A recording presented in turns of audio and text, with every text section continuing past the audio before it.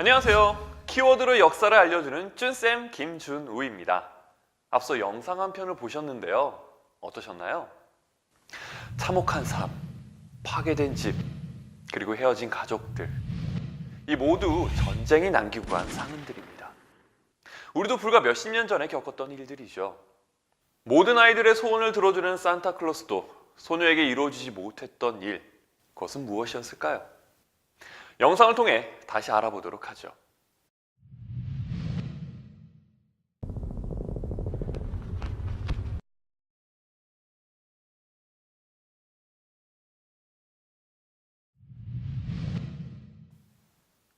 소녀는 다시 가족을 만날 수 있었습니다. 산타도 도울 수 없었던 그 일, 그것을 가능하게 했던 것은 바로 적십자였습니다. 여러분들은 이 표장을 보고 무슨 생각이 가장 먼저 떠올랐나요? 병원? 앰뷸런스? 아마 많은 분들이 병원을 떠올리셨을 텐데요. 우리는 왜 적십자 표장을 병원으로 인식하게 되었는지, 인도주의와는 어떤 연관이 있길래 적십자는 왜 이런 활동을 하는지, 오늘 그 이야기를 풀어보려고 합니다. 오늘의 키워드, 인도주의입니다.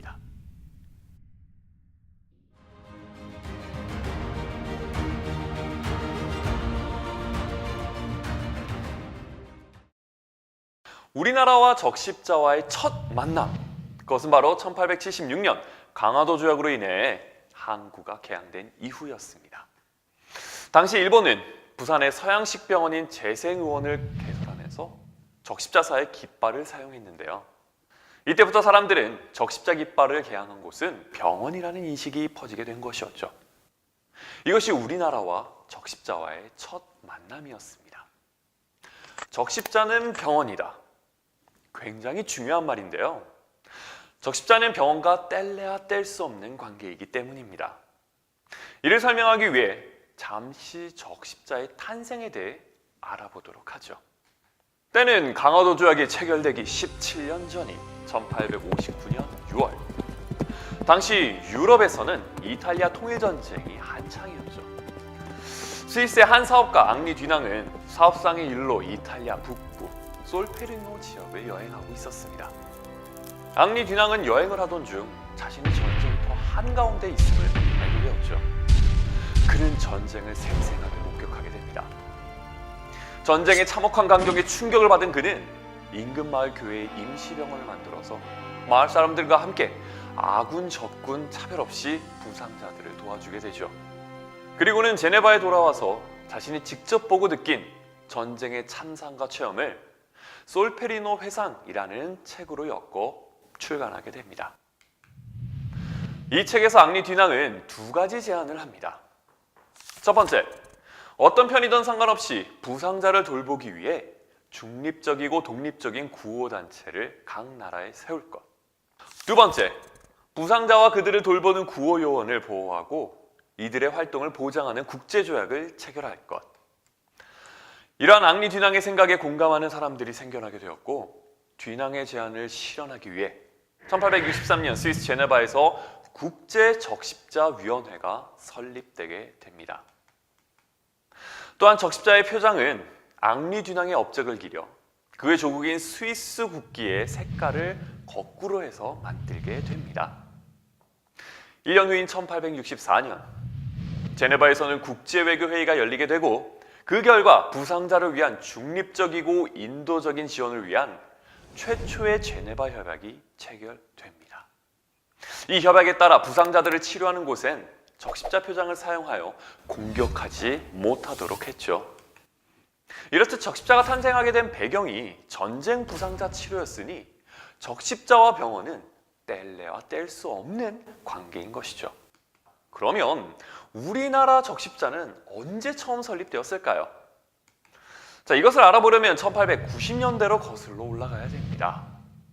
국제적십자위원회를 만든 앙리 듀낭이 아직 살아있었던 그때, 우리나라는 청일전쟁이 일어나는 등 청나라, 일본, 러시아, 영국 등 강대국들 사이에서 국권이 풍정등화와 같았던 시기였습니다. 이에 고종은 더 강력한 국가로의 발돋움을 위해 1897년 황구단에서 황제즉위식을 올리고 대한제국을 선포했죠. 당시 주변 강대국들 사이에서의 중립을 생각하고 있었던 고종은 이 제네바 협약 7조에 있었던 요 중립에 관해 관심을 가지게 됩니다. 더 나아가서 국제적십자 회의도 관심을 가지게 되죠. 자, 이에 고종은 신입장을 통해 민영찬을 보내어 1903년 1월 8일 정식으로 제네바 협약에 가입을 하게 됩니다. 제네바 협약의 가입 조건은 주권 국가여야만 했습니다. 그래서 고종은 제네바 협약을 통하여 주권 국가로서 당당히 국제사회 일원으로 보장받고자 하였고, 동시에 대한제국을 벨기에와 같은 중립국으로 만들고 싶어 했죠. 그러던 때 옆나라 일본은 러시아와의 전쟁을 준비하고 있었습니다. 이를 눈치챈 고종은 1904년 1월 21일 국외 중립을 선언하고 그 다음 날부터 대한적 십자사 설치를 개시함으로써 중립을 달성하고자 했죠. 하지만 각국에 알린 중립선언에 열강들은 접수했다는 회신만 보낼 뿐 이를 보장한다는 아무런 반응을 보내지 않습니다. 결국 1904년 러일 전쟁이 시작되었고, 일본은 대한제국의 국외 중립 선언을 무시한 채 전쟁으로부터 너희 나라를 지켜주겠다라는 명분을 내세워 한일 의정서를 체결하게 됩니다. 한일 의정서로 인해 일본은 우리 영토를 마음대로 사용할 수 있게 되면서 고종의 중립 외교 정책은 사실상 좌절되고 맙니다. 그리고 러일 전쟁은 1905년 일본의 승리로 마무리되게 됩니다. 러일 전쟁 결과 일본과 러시아는 포츠모스 조약을 체결하게 되는데요. 이 포츠모스 조약에서 일본은 러시아로부터 한국에 있어서의 우월권을 승인받게 됩니다. 비록 고종의 중립 외교 정책은 실패하였지만 러일 전쟁 이후 고종은 칙령 제47호를 내려 대한적 십자사 규칙을 제정하고 반포하면서 드디어 대한적 십자사가 설립되었습니다. 대한적 십자사의 탄생이 구한말 쓰러져가는 우리나라를 다시 일으켜 세우고 열강들로부터 국권을 지키기 위한 노력 중 하나였다는 사실, 놀랍지 않나요? 하지만 이러한 노력도 일본의 침략 앞에서는 물거품이었습니다. 1905년 일본은 을사늑약을 체결하면서 대한제국이 국제사회에 호소할 수 없게 외교권을 박탈하였으며, 1910년에는 대한제국의 주권을 완전히 빼앗게 됩니다. 고종은 대외적으로 제네바 협약에 가입하여 국제사회 일원으로서 대한제국이 주권 국가임을 알렸습니다.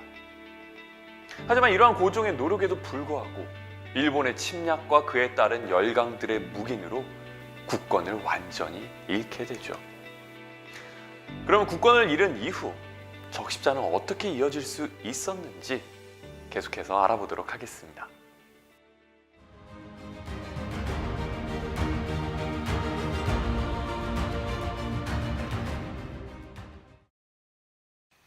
자, 우리는 조금 전 일본에 의해 대한제국의 국권이 빼앗기는 모습을 살펴보았습니다. 그럼 주권 국가만이 설립할 수 있는 적십자사는 과연 어떻게 되었을까요?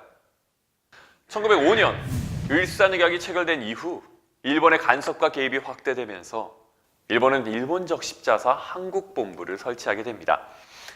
이후 대한제국의 대한적 십자사를 1909년 7월 23일 칙령을 통해 강제로 해산시키죠. 명분은 이제 일본과 대한제국은 하나이고 또한 일본의 지도를 받고 있으니 대한제국의 적십자사 역시 일본 적십자사와 합쳐 보호하겠다라고 이야기했지만, 국제 상황으로 비추어 보았을 때 적십자는 제네바 협약에 가입한 독립된 주권국가 내에 설립되는 기구인 만큼 일본은 대한적 십자사가 국가 병합에 대한 장애물로 판단했던 것이죠. 이러한 과정을 겪으면서 결국 1910년 우리는 일본에게 국권을 빼앗기게 됩니다. 일제강점기가 시작이 된 것이죠. 일제강점기 시대 일본은 우리나라를 통치하기 위해 조선총독부를 설립하게 됩니다. 그리고는 강압적인 무단 통치를 자행하게 되죠. 헌병들이 경찰 역할을 하면서 우리나라 사람들에게만 야만적인 태형을 실시하였으며, 언론, 집회, 결사, 출판의 자유를 모두 박탈하는 등 매우 강압적인 통치를 하였죠. 그렇게 쌓이고 쌓였던 우리 민족의 서름과 울분이 한꺼번에 터지는 날이 옵니다. 바로 1919년 3월 1일 전 세계를 향해 온 국민이 하나 되어 대한독립 만세를 외친 바로 3.1운동이 일어난 것이었죠. 3.1운동은 전 세계의 신문에 실려 주목을 받게 되지만 일본은 무력을 사용해 아주 잔인하고 가혹하게 진압을 했습니다. 대외적으로는 식민지를 문화적으로 통치하고 있습니다 라고 했지만 그 실상은 감시와 억압이 더욱 강화되며 민족 지도자들을 친일파로 회유하는 민족 분열 통치였죠. 3.1운동을 계기로 우리 민족은 민족 역량을 하나로 집결시켜 체계적으로 독립운동을 이끌어 나갈 기구의 필요성을 느끼게 됩니다. 그리하여 1919년 4월 11일 상하이에서 대한민국 임시정부가 수립이 되죠. 임시정부를 수립한 애국지사들은 적십자 설립에 큰 관심을 보입니다. 그 이유는 첫 번째, 부상당한 독립군들의 치료와 두 번째, 국제사회로부터 독립국으로의 인정이었습니다. 당시 만주와 연해주 등지에서 무장투쟁이 활발하게 전개되고 있었습니다. 일본과의 그 치열한 전투 속에서 많은 사상자들이 발생했었는데요. 이에 대한민국 임시정부는 이 독립군 부상자의 치료를 위해 적십자의 필요성을 느끼게 됩니다. 국제적으로 적십자는 무력 충돌 희생자에 대한 치료와 구호 활동을 할 수 있었기 때문이죠. 그리하여 안창호, 이희경 등이 중심이 되어 대한민국 임시정부 설립 4개월 후인 1919년 8월 29일 대한적십자회 사무소를 열고 운영하게 됩니다. 그리고 대한적십자회 선언서와 결의문을 발표하여 대한적십자회의 목표와 역할을 명확하게 부각시키게 됩니다. 당시 선언서를 잠시 살펴볼까요?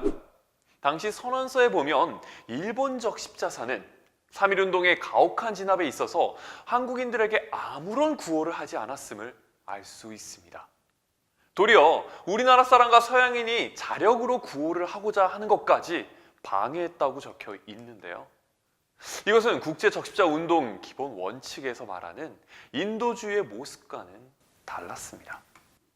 국제적십자운동은 기본 원칙에 따라 고통받고 있는 사람이 누구든지 간에 상관없이 그들을 돕고 보호해야 한다고 말하고 있기 때문입니다.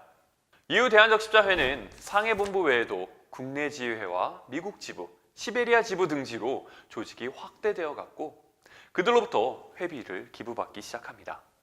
이렇게 모인 회비로 1920년 1월 31일 드디어 독립군 부상자 치료를 위한 적십자간호원 양송소를 설립하게 됩니다. 당시 독립신문은 대한적십자회의 적십자간호원 양송소에 대한 기사를 내보내기도 했죠. 대한적십자회는 더 많은 회원 모집과 모금 활동을 위해 달력과 배지를 제작하였습니다. 달력에는 빛발 같은 총알 아래 귀신같이 다니면서 슬픈 영혼 위로하고 아픈 상처 첨해준다 는 임시정부의 적십자의 표어를 넣어 동포들에게 적십자에 대한 인식을 드높였습니다. 배지는 둥근 원판에 적십자 표장을 넣고 그 적십자 표장 아래 태극 무늬를 새기고 대한적십자회라는 글을 넣어 금으로 만드는 것은 5원, 은으로 만든 것은 2원씩 받아 적십자 회원임을 표시하게 했죠. 그 결과 1921년 11월에는 회원이 3,439명으로까지 늘어났고 1919년 11월부터 1921년 3월까지 사이의 수입은 총 8,226원 66전에 달했습니다. 이건 오늘날 돈으로 하면 어느 정도 될까요? 그래서 제가 한번 환산을 해봤는데요. 당시 쌀값과 오늘날의 쌀값으로 이제 비교해가지고 오늘날 돈으로 환산하면 약 6,500만 원 정도라고 보시면 되겠습니다. 그 당시 물가를 한번 살펴보면 경성 시내 시내버스 요금 7전, 신문 구독료와 라디오 청취료는 월 1원, 또한 최고 시설이었던 조선호텔의 숙박료가 3원에서 45원까지 했음을 감안했을 때 8,226원이라는 회비는 어려움 속에서도 많은 사람들의 노력과 참여가 있었다는 것을 알 수 있죠.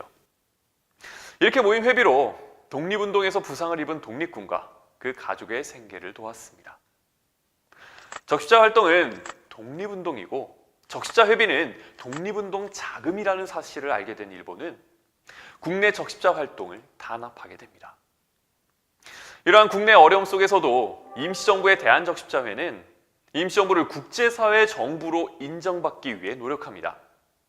일본의 탄압과 한국의 독립을 청원하러 다닌 바 있는 이관용에게 대한적십자회 구주지부장, 이 직책은 오늘날 말로 하면 유럽 지부장인데요.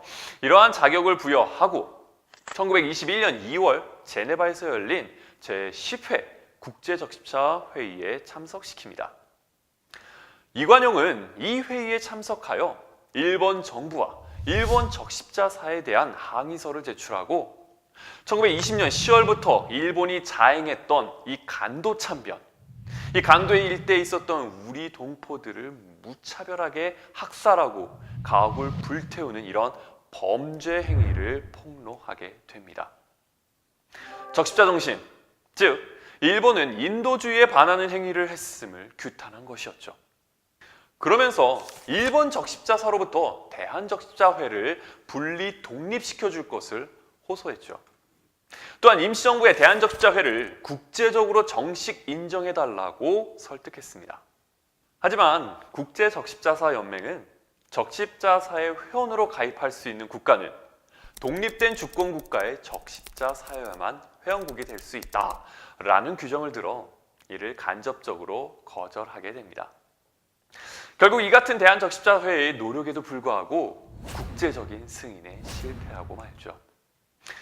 이렇게 어려운 상황에서 설립된 대한적십자회는 독립운동가들을 위해, 그리고 그 가족들의 생계를 위해, 더 나아가 독립을 위해 힘쓰는 우리 동포들을 위해 활동했던 것입니다. 일제강점기는 우리에게 힘든 시기였지만 이 힘든 시기를 다음 세대에 물려주지 않기 위해 자신의 목숨까지 기꺼이 바쳐가며 지켰었던 대한민국, 그리고 그분들과 함께 했었던 적십자사의 인도주의 정신, 이 사실을 여러분들은 잊지 않으셨으면 좋겠습니다.